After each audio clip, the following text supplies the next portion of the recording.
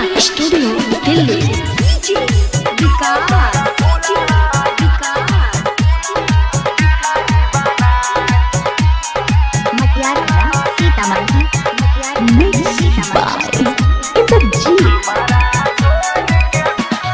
हमारा हंसाई के गैरनिया बाद में देला ही रुलाई। हमारा हंसाई के गैरनिया बाद में देला ही रुलाई। हमारा छोड़ के दोसरा दुल्हा लेला ही बनाए। हमारा छोड़ के दोसरा दुल्हा लेला ही बनाए।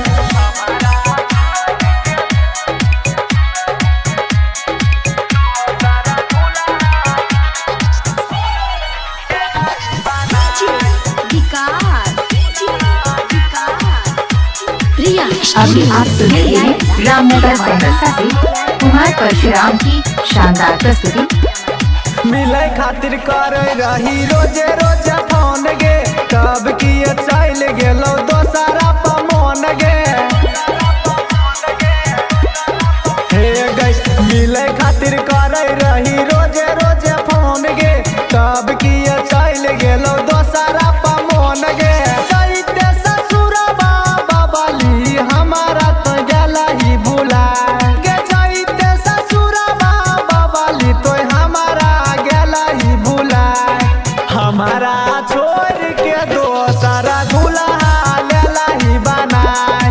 हमारा छोड़ के दोसरा दुल्हा लेला ही बनाए।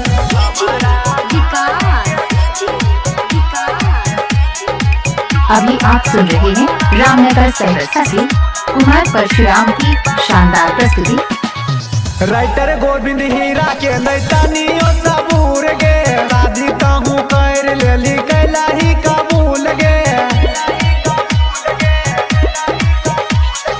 राइटर गोविंद हीरा के नैतानियो सबूर गे, शादी कहूँ कैला ही तो कैला ही कबूल गे।